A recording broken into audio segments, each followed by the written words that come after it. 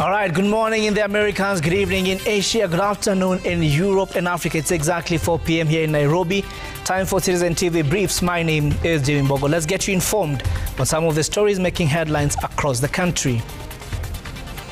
Now, former Chief Justice David Maraga has accused President William Ruto of taking advantage of former Prime Minister Raila Odinga's death and burial preparation to quickly assent to controversial laws, including the Computer Misuse and Cyber Crimes Amendment Bill of 2024 and the Privatization Bill. Maraga says if the state had good intentions, the president should have waited to pass the laws once the period of mourning has lapsed. He has accused some politicians in government of a scheme to obtain public assets through privatization of public institutions.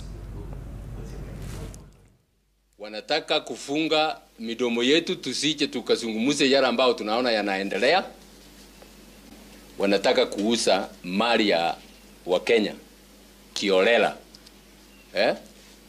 Na mwishowe muangalie vizuri. Hayo mali hayatauzwa kwa watu wa mbali, ni wao watajiuzia wao wenyewe na wala ambao ni wasaidizi wao. Kwa hivyo ni kusema ya kwamba serikali ya Ruto inataka kujiuzia mali ya Kenya wao wenyewe na marafiki zao, na hiyo hatuwezi kubali kabisa. All right, now moving on, the Technical University of Kenya has interdicted over 40 lecturers and staff in what unions term as an attempt to silence members participating in nationwide university strike, now in its 34th day. Lecturers and staff were locked out of the institution on Tuesday as they launched a parallel strike demanding full salaries since June and implementation of a return-to-work formula signed earlier this year. UASU and KUSU officials who joined their two colleagues insist they won't be intimidated and will continue with both strikes until all their demands are met. On that document in members of staff at the Technical University of Kenya shall not be on duty until all the items in the strike notice are undressed. The people we are demanding our rights from are harassing us by locking us out of a public institution, Shame on them. by interdicting us, by giving us half our salaries. And if you are so efficient in interdicting, why will you not be efficient in paying our full salaries? The issues in TUK are historical. And we have said we will not want history to repeat itself in TUK. Things must be sorted, and they must be sorted now. Those who are responsible for sorting out the issues in TUK are known. It is not the employees. It is the employer. It is the Minister of what? Education.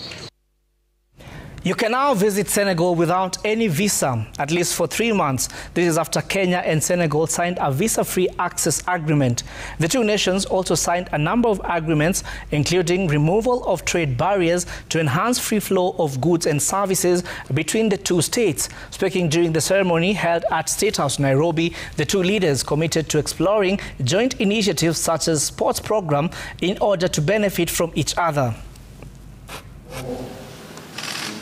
Kenya's history honors the courage and the sacrifice of Now, the Employment and Labor Relations Court has barred Kiambu County government from replacing doctors in Kiambu County pending hearing and determination of a case.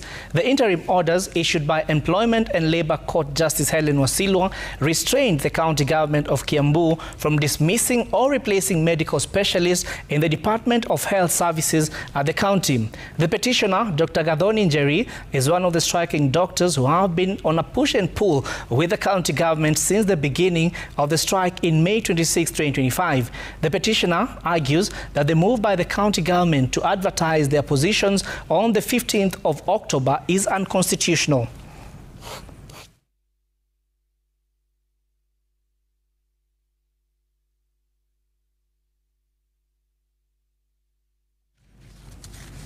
Now, the State Department for Correctional Services has kicked off the 3rd edition of Correctional Services Week in Nairobi.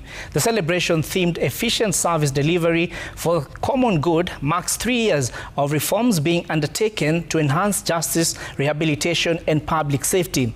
Speaking during the event, Cabinet Secretary for Defense Soipan Tuya commended efforts towards digital transformation and social rehabilitation, pledging continued government support for prison officers' well-being.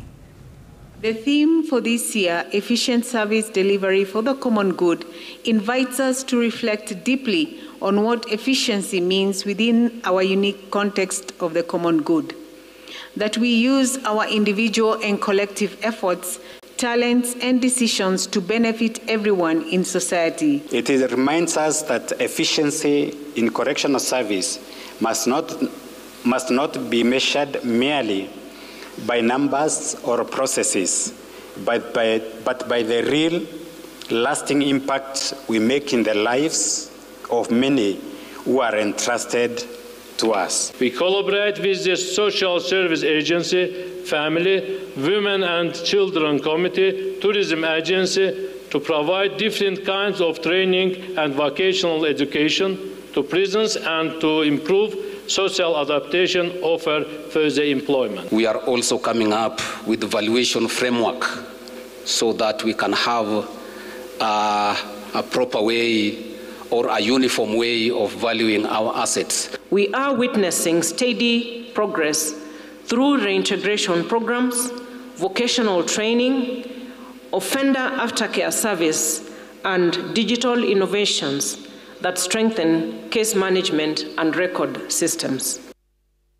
Now, Kenya Defence Forces recruitment exercise continued smoothly across the country.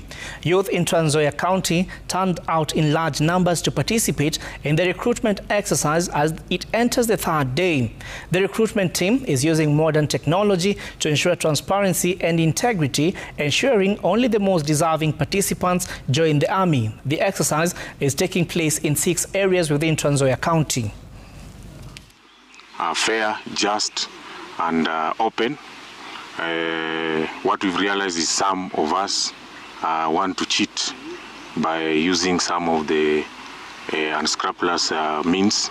For example, use of motorcycles within the routes, and those who we found them are disqualified from the team. So that's what I just want to tell, that let's be open and let's just compete like the rest of us competitively, and those who successfully meet it will join us. Those who will not, they will serve the nation in a different capacity, or will they wait for next time. Now, Meru Governor has intensified calls for the fight against teenage pregnancy, sexual and gender-based violence in the county. Governor Muthuma called for collaborative efforts with the national administration to fight the vice that has put Meru on the national map as a leading county on these vices. While condemning gender-based violence, the Meru County Commissioner Jacob Ouma asked chief, community leaders and stakeholders to join in the fight against these vices. Wale watu sasa wako hapo wamesimama na walipiga mabibi, wamekata mabibi, wameharibu sura ya bibi. Sasa hata wewe ni shujaa. Si mimi naongea na nyinyi, hata wewe ni shujaa. Ule ulipiga bibi yako head, kagonga na rungu, wewe ni shujaa. Wewe ni kitu gani? Kama si shujaa wewe ni nini? Haya, utajibu mwenyewe. Hizi tabia chwara tuachane nazo. Na wale akina mama ambao wanapiga wanaume head. Najua hata wanaume wananyoroshwa na wali pigwa head na take it down. Hata nyinyi si shujaa. Let us keep off from gender-based violence. Let us keep off from vitu ambavyo vinatusumbua. We continue to work closely with the County Security Committee to fight illicit brew, gender-based violence, drug abuse, and teenage pregnancies, vices that steal our youth's future.